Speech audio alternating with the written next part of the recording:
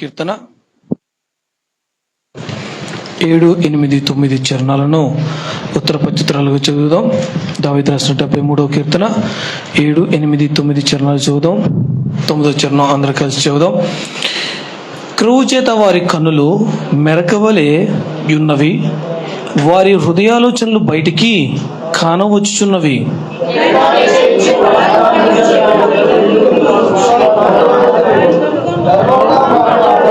అందరూ కలిసి చూద్దాం.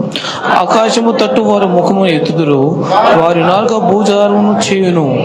దేవుడి చిన్న మాటలు వెనుకలో దీవించును గాక. ఆమేన్. అందరూ కూర్చుందాం.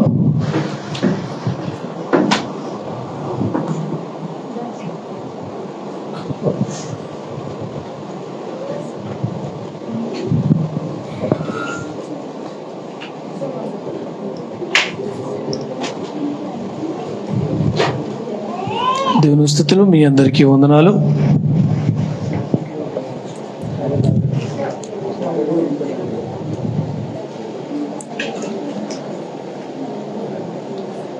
మరి చూసుకున్నట్లయితే గనక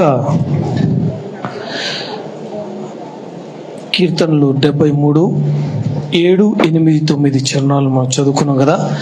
దానిలో అంటున్నటువంటి మాటలు మరి 8, 9 చరణాల్లో ఎగతాళి చేయుచు బలాత్కారము చేత జరుగు కీడును గూర్చి వారు మాట్లాడుదురు, గర్వముగా మాట్లాడుదురు. ఆకాశము తట్టు వారు ముఖము ఎత్తుదురు, వారి నాలుక భూ సంచారము చేయును. హల్లెలూయా. మరి చూసుకున్నట్లయితే గనక మరి కీర్తనలో మనం చదువుకున్నటువంటి మాటలో మరి ఇటువంటి గుణాలు మనలో ఉండకుండా ఉండుగాక, ఇటువంటి విధానంలో మనము బ్రతకకుండా ఉందుగాక. ఆమేన్. మంచిది. మరి ఇక్కడ అంటున్నటువంటి మాట చూసుకున్నట్లయితే ఎగతాళి చేయుచు బలాత్కారము చేత జరుగు కీడును గూర్చి వారు మాట్లాడుదురు, గర్వముగా మాట్లాడుదురు.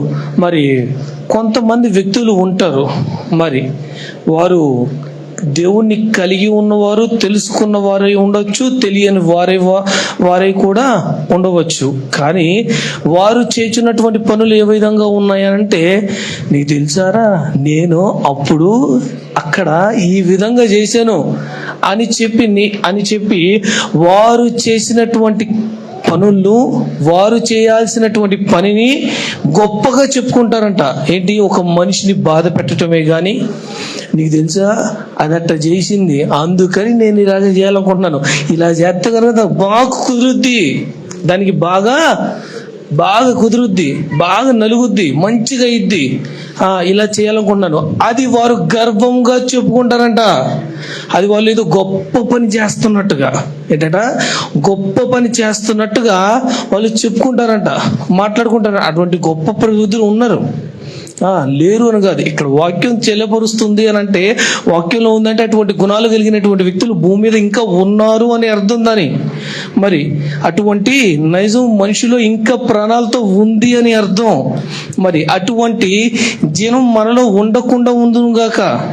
అందుకే ముందుగా అదే మాట అన్నాను, దేవుడు అటువంటి విధముగా మనం ఉండాలి అని కోరుకోవడం లేదు.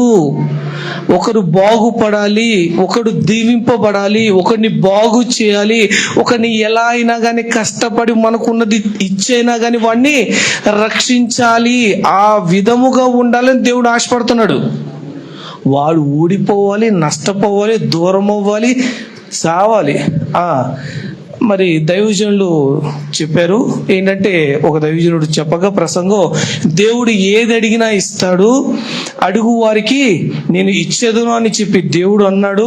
కాబట్టి మీరు ఏది అడిగినా దేవుడు ఇస్తాడు అని చెప్పిన మాటను ఒక యవన స్త్రీ ఆ మాటే మైండ్లో బాగా గట్టిగా పట్టేసుకుని ఇంటికి వెళ్ళి బాగా ఏడ్చిందంట.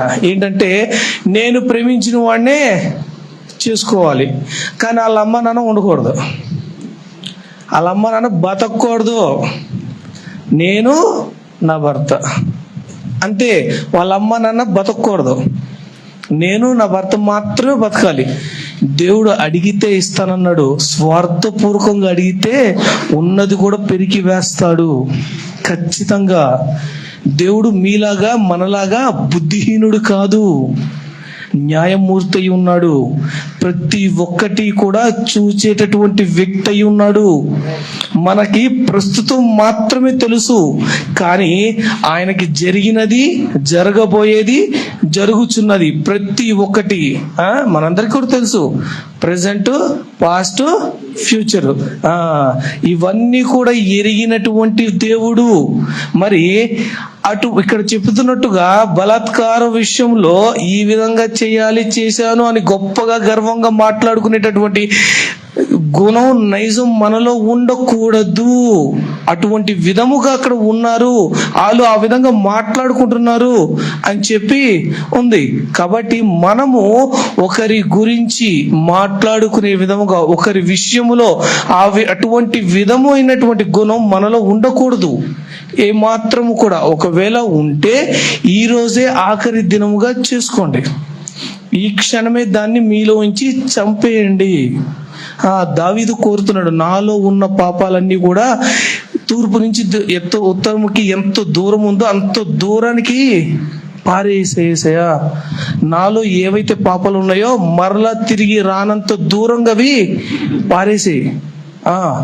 అవి మరలా రాకూడదు, మరలా నాలో జీవం పోసుకోకూడదు, మళ్ళీ అది బ్రతకకూడదు, నేను నీకు దూరము కాకూడదు, నిన్ను గాయపరచకూడదు. దావీదు ఆశ అది. మనకి ఒకరిని గాయపరిస్తే, ఒకరిని గిల్లితే, ఒకరిని ఏడిపిస్తే ఎంత ఆనందమో, ఎంత సంబరమో కదా. కానీ దేవుడు నిన్ను బట్టి ఆనందిస్తున్నాడా, నిన్ను బట్టి సంతోషిస్తున్నాడా? ఇటువంటి నైజం, ఇటువంటి గుణము నీలో ఉంది అని అంటే నీ భర్త నీ కంట్రోల్లో ఉండాలి, నీ భార్య నీ కంట్రోల్లో ఉండాలి, నీ బిడ్డలు ఏయ్ అని అంటే కూర్చోవాలి, ఏయ్ లే అని అంటే లేగాలి. Under my control, whatever I say they listen. అలా ఉండాలి కదా. ఎక్కడ చెప్పబడింది ఆ మాట? పరిశుద్ధ గ్రంథములో ఎక్కడ తెలియపరిచింది? దేవుడు కోరుచున్న గుణము కానే కాదు, అసహించుకునేటటువంటి గుణం అది. మనందరికీ తెలుసు. దేనిని అసహించుకుంటాం? విసర్జించిన దాన్ని. అంటే మన బాత్రూమ్ని, పేడని, దాన్ని అసహించుకుంటాం కదా. పేడ పడగానే అబ్బా బలిపడింది ఎవరన్నా అనుకుంటారా? ఎవరు అనుకోరు. కాబట్టి అటువంటి గుణమును దేవుడు అసహించుకుంటాడంట. ఆ గుణమును కలిగినటువంటి వ్యక్తులు మనల్ని దేవుడు అసహించుకుంటున్నాడేమో చూడండి. ఇక్కడ కూడా ఇటువంటి గుణము మనలో ఉండకుండా బ్రతకాలి అని దేవుడు కోరుకుంటున్నాడు. ఆ తర్వాత 9వ చరణంలో చూసుకున్నట్లయితే, ఆకాశము తట్టు వారు ముఖమును ఎత్తుదురు, వారి నాలుక భూసంచారము చేయును. హల్లెలూయా. మరి వారు మాట్లాడేటప్పుడు కూడా గర్వంగా ఏంది చూసినా మనం ఎంత పని చేసామో అది అన్నట్టుగా, వాళ్ళు చేసేది ఎదో పని అయినప్పటికీ కూడా, పనికిరాని పని అయినప్పటికీ కూడా, ఒకరిని గాయపరిచే పని అయినప్పటికీ కూడా గొప్ప పని చేసినట్టుగా తలపైకెత్తి, ఏది గొప్ప పని చేసేవాడు మాట్లాడినట్టుగా గొప్పగా మాట్లాడతారంట. వారి మాటలంతా కూడా భూసంచారము చేయను. భూలోకంలో ఉన్నటువంటి ఏ ప్రాంతంలో ఏం జరుగుతున్నాయి, ఏంటి, ఏమిటి అనే సంచారం మొత్తం కూడా, అనే ఆ యొక్క మొత్తం సమాచారం మొత్తం కూడా వాళ్ళ దగ్గర ఉంటది. వీడు మొత్తం కూడా ఫోన్ న్యూస్ టైపు మొత్తం కూడా లోకంలో ఏం జరుగుతుంది ఏంటి అనేది మొత్తం కూడా వీడి దగ్గర మ్యాటర్ ఉంటది. మొత్తం కూడా ఆ అమ్మాయి ఎక్కడికి వెళ్ళిపోయింది, ఆ అబ్బాయి ఏం చేస్తున్నాడు, ఎక్కడికి వెళ్ళాడు, ఎందుకు మాట్లాడి, ఎందుకు వెళ్ళింది, రాత్రి ఏంటి, అక్కడ ఇక్కడ ప్రతి ఒక్కటి అవసరమైనది, అవసరం లేనిది, ప్రతి ఒక్కటి కూడా అవసరమైన దానికన్నా అవసరం లేనిది ఎక్కువగా గుర్తుపెట్టేసుకుంటాం మనం. భూ సంచారం చేయుచున్నది అని అంటే గనక లోక విషయాల గురించి ఎక్కువగా ఆలోచనలు, మాటలు ఎక్కువగా ఉంటాయంట. మనం కూడా కదా, మనకు కూడా ఒక కుమారుడు ప్రేమతో తల్లికి స్వీట్ తీసుకొచ్చి ఇచ్చాడంట. థ్యాంక్ యూ కొడుక, థ్యాంక్ యూ తీసుకొచ్చినందుకు, అమ్మ మీద ఎంత ప్రేమ ఉందరా నీకు అని చెప్పి తెచ్చిన స్వీట్ ని తినకుండా దాచిందంట లోపల. దాచుకుందంట. తర్వాత తిందాం అనుకుంటుందేమో అమ్మ అని చెప్పి అనుకున్నాడు కొడుకు. వెళ్ళిపోయిన తర్వాత దాచిన స్వీట్ని తీసుకుని పక్కింటికి వెళ్ళి, అమ్మాయి ఇదా ఇగో నీకోసం స్వీట్ తీసుకొచ్చా అని చెప్పి, ఏమైంది నిన్న అట్లా అయిపోయింది, సగం చెప్పి వెళ్ళిపోయావు, ఏంటి దాచిన సీటు ఎందుకు? నిన్న జరిగిన సమాచారం తెలుసుకోవడానికంట. అవసరమా? అవసరమా? ఆ సమాచారం తెలుసుకుంటే నీకేమొచ్చుద్ది? ఆ కుటుంబంలో ఏమైంది, వాళ్ళు ఎందుకు గొడవ పడ్డారో నీకు తెలుసుకుంటే ఏమొచ్చుద్ది? లోక విషయాలన్నీ కూడా నువ్వు తెలుసుకుంటే ఏమొచ్చుద్ది? అరే వాక్య ప్రకారం ఉన్నానా? ఈ వాక్యం నాలో ఉందా? ఈ చెప్పినటువంటి ఈ బుధవారం శనివారం, సరే బుధవారం శనివారం రాంగ్ కదా, దేవుని స్తోత్రం. ఈ ఆదివారం చెప్పిన మాట గురించి, నేను విన్న మాట గురించి నాలో ఉందా అని ఏనాడైనా ఆలోచన చేసుకున్నావా? అరే ఈరోజు బల్లకి వెళ్తున్నాం కదా, మరి దేవుడు మాట్లాడినట్టుగా మీ వస్త్రాలను చింపుకోవడం కాదు, మీ హృదయాలను చింపుకోండి, హృదయం అన్నిటికంటే ఘోరమైంది అని చెప్పి దేవుడు మాట్లాడాడు కదా. హృదయాన్ని సరిచేసేవాడు, చదవగలిగిన వాడు, బాగు చేసేవాడు ఎవడు లేడు కదా, దేవుడు మాత్రమే అని అన్నాడు కదా. దేవుని దగ్గరికి వచ్చి వేడుకున్నావా, అడుక్కున్నావా, సరి చేసుకున్నావా, బాగు చేసుకున్నావా అని ఆలోచన లేదు. కానీ నా రాత్రి గొడవపడ్డారు, ఎందుకు స్వీట్లు అని చెప్పి ఉన్న బూంది, కూర, స్వీటు అన్ని తీసుకొచ్చేస్తారు. అదే అబ్బాయిలు అయితే గనక వేరేవి. అమ్మాయిలు మాత్రమే ఉంటది ఆలోచన అని కాదు, అబ్బాయిలకు కూడా ఉంటది. అబ్బాయిలకు కూడా ఉంటది ఇటువంటివి. కాకపోతే ఎక్కువ మాటలు వాళ్ళు మాట్లాడతారు, తక్కువగా మనం మాట్లాడతాం అంతే. కాబట్టి ఈ భూసంచారమైనటువంటి పనికి రాని ఇంకొకరి గురించి అవసరం లేని మనకి అవసరం లేనటువంటి విషయాలు మరి అంటుకోకుండా వినకోకుండా బ్రతకటం మనకి ఎంతో దీవెనకరము. కాబట్టి ప్రతి ఒక్కరు కూడా ఆ విషయాల కోసం వెళ్ళటం అది మనకి ఎంతో మంచిది. అదే విధంగా రెండో విషయం ఏంటంటే, ఒక విషయం గురించి తెలుసుకుని మాట్లాడటం జ్ఞానము. తెలియకుండా వేరే వాళ్ళు చెప్పిందల్లా నమ్మటం గుడ్డితనము. ఓకే, జ్ఞాపకం ఉంచుకోండి. ఒక విషయము గురించి ఎవరో చెప్పిన మాట నమ్మి మీరు మాట్లాడటం గుడ్డితనము. తెలుసుకుని నిజము ఏమిటి అని తెలుసుకుని మాట్లాడటం జ్ఞానము. నీ విలువని నీవు కాపాడుకోవటం, సంపాదించుకోవటం. కాబట్టి దేవుడు మనకి తెలియపరుస్తూ ఉన్నాడు.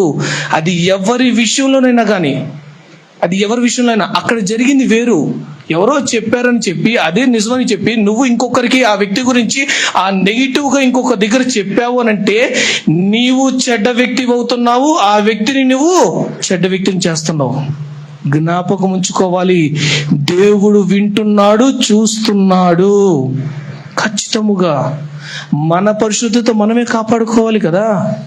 కాబట్టి ఈ లోక విషయాలన్నిటి గురించి మనం పరిగెత్తే వారంగా కాకుండా మనందరికి కూడా తెలిసినటువంటి పాట, ముసలమ్మ ముచ్చట్లు, నేను పుట్టక ముందు నుంచి ఉన్న పాట, ముసలమ్మ ముచ్చట్లు కట్టి పెట్టి పరిశుద్ధ గ్రంథాన్ని చేత బట్టి, అందరికీ తెలిసిన పాటే. దాంట్లో ఒక చరణం కూడా ఉంటది, ఈ సమాచారం కోసం అంటే చెవులు కోసుకుంటారంట. ఎప్పుడెప్పుడు ఎవరెవరు చెప్తారా, ఎక్కడెక్కడికి వెళ్ళి ఉందామా అని చెప్పేసి పరుగులు తీస్తారంట. దేవుని వాక్యం కోసం పరుగులు తీసేవారు తక్కువైపోయారు. ఈ మాటల కోసం చేరేసేవారు, ఈ మాటలు వినాలని చెవులు కోసుకునేవారు ఎక్కువైపోయారు. నిజముగానే బాధాకరమైన విషయం. కాబట్టి ప్రతి ఒక్కరము కూడా బలను తీసుకోవడానికి వచ్చి ఉన్నాం. ఒకవేళ ఒకసారి ఎవరికి వారు జ్ఞాపకం చేసుకోండి, ఇటువంటి బుద్ధి గుణాలు మనలో ఉన్నాయేమో. ఆయన రక్తాన్ని, శరీరాన్ని ముట్టుకొని పోవచ్చున్నాం. ఇటువంటి ఆలోచనలు, ఇటువంటి పనులు మనలో ఉన్నాయేమో. వెంటనే ఒప్పుకుని విడిచిపెడితే గనక ఒక అర్హత దేవుడు మనకి ఇస్తాడు. ఖచ్చితముగా దేవుడు మనల్ని ప్రేమించేవాడై ఉన్నాడు. ఇలా ఉండకూడదని ఆశతో, ప్రేమతో మనతో మాట్లాడుచున్నాడు. కాబట్టి ప్రతి ఒక్కరు కూడా ఇక్కడ కీర్తనలో చదువుకున్నటువంటి విధముగా మనము ఇంకొకరిని బాధ పెట్టే విధంగా మాట్లాడకూడదు. అటువంటి గుణాలు మనలో ఉండకూడదు. అదేవిధంగా ఈ లోక సంచారమైన విషయాలన్నిటి విషయంలో కూడా మనము మాత్రం కూడా వ్యవహరించకూడదు. సంబంధం లేనట్టుగా మనది మనం చూసుకునే వ్యక్తులుగా దేవుడు కోరుకున్న విధముగా వాక్యానుసారమైన జీవితాన్ని మనం జీవించాలి. దేవుడి చిన్న మాట ఇంట్లో దీవించును గాక. ఆమేన్.